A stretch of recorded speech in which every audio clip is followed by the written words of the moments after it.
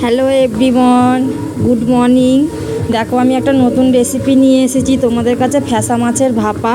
Fascia মাছের ভাপা করতে গেলে মাছটা ভাজতে নেই, ওটা কাঁচাই বসাতে হবে। তার জন্য আমি মাছটা ভাজিনি, আমি কাঁচাই তোমাদের তরকারি করে দেখাবো। আমি এখানে মাছটা ভালো করে কেটে পরিষ্কার করে নিয়েছি, নিয়ে আমি এখানে কটা ফ্যাসা মাছ দিয়েছি। ফ্যাসা মাছ আমার এখানে ছিল 10টা ফ্যাসা মাছ ছিল। তার মধ্যে আমি দিয়েছি পেঁয়াজ কুচা, 4টে কাঁচা লঙ্কা দিয়েছি, টমেটম কুচা দিয়েছি, তার মধ্যে দিয়েছি আদা রসুন বাটা দিয়েছি। আমি একসাথেই আদা রসুন পেস্ট করে নিয়েছিলাম, আদা রসুন বাটা দিয়েছি। তার মধ্যে দিয়ে দিলাম 2 চামচ হলুদ, তার মধ্যে দিয়ে দেবো আমি 2 চামচ গুঁড়ো লঙ্কা দিয়ে দেবো। একটু লঙ্কা গুঁড়োটা আমি বেশিই দেবো। কেন দেবো? কেন ফ্যাসা মাছের ভাপা করব, কারণ আমি তো মাছটা ভাজিনি। একটু কালার না হলে মাছটা দেখতেও ভালো লাগবে না আর খেতেও ভালো লাগবে না। মাছের ভাপা করলে একটু কাঁচা মাছ তো, একটু ঝাল ঝাল না করলে ভালো লাগবে না, একটু যার জন্য আমি ঝাল ঝাল করব।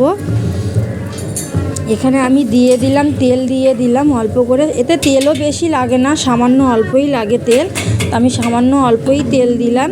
এর মধ্যে তেল দিয়ে আমি একটু নুন দিয়ে দিলাম। নুন দেওয়ার পর এখানে আমি সর্ষে বেটে রেখেছিলাম, সর্ষে বাটাটা আমি দিয়ে দিলাম। কেন ফ্যাসা মাছের ভাপা করব, সর্ষে দিয়েই আমি করব।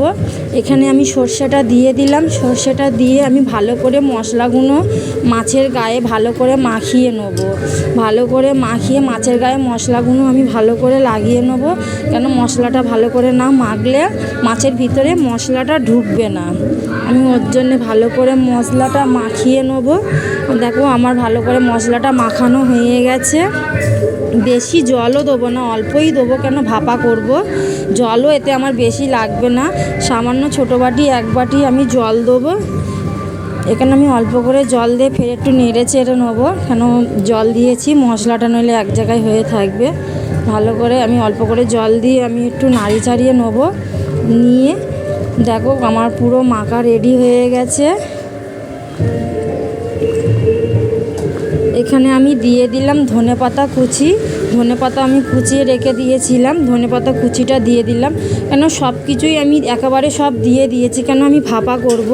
পরে হয়তো আমি ধনেপাতাটা দিতে পারতাম, কিন্তু আমি পরে দিইনি, আমি এখনই সব দিয়ে দিয়েছি। উপকরণ দিয়ে আমি এবার চাপা দিয়ে দেবো। চাপাটা দিয়ে আমি এবারে গ্যাসটা ধরাবো, ধরিয়ে গ্যাসের মধ্যে বসিয়ে দেবো। তোমাদের যদি আমার ভিডিও যদি ভালো লাগে, আমার রান্নার রেসিপি যদি তোমাদের ভালো লাগে, প্লিজ সাবস্ক্রাইব করবে, লাইক করবে, শেয়ার করবে। দেখো আমার ফ্যাসা মাছের ভাপা আমার হয়ে গেছে। কত সুন্দর কালারটা এসছে, দেখো তেলও ছেড়ে দিয়েছে। তোমরা কিন্তু দেখেছো আমি কিন্তু বেশি তেল দিইনি, কিন্তু দেখো কত সুন্দর কালারটা এসেছে। মাছগুলো একটুও ভাঙিনি, মাছগুলো সব গোটা গোটা আছে। মাছ ভাঙবেও না, কেন বেশি আমি জল দিইনি।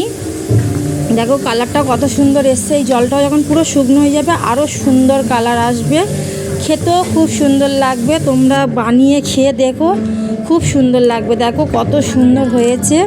অনেকে আবার কাঁচা মাছ খেতে পছন্দ করে না, কিন্তু আমি তোমাদের বলবো তোমরা একবার বাড়িতে বানাও, বানিয়ে খেয়ে দেখো, খুব সুন্দর লাগবে। দেখো কত সুন্দর কালার এসছে।